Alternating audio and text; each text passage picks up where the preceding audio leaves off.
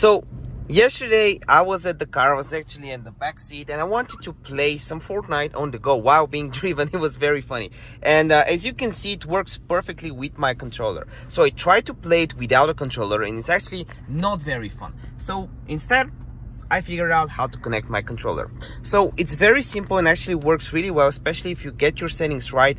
Everything works exactly as it should, especially Marvel with the new season. But everything works fantastic. So I'll give you a very simple tutorial on how to do it. So basically what you need to do is you want to head over to settings on your iPhone, just like this. So you want to click settings just like here.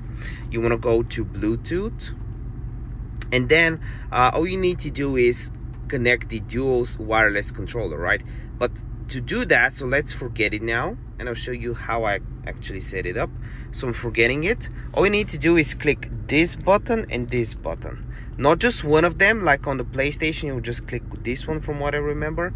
So when you hold both at the same time, just like so, in a little bit it will pop up. It might take a little bit of time. Let's try this, but you just connect these two. Here it is. I also try to click this one as well, these three, but normally it's these two. So max these three. And here it is, dual wireless controller.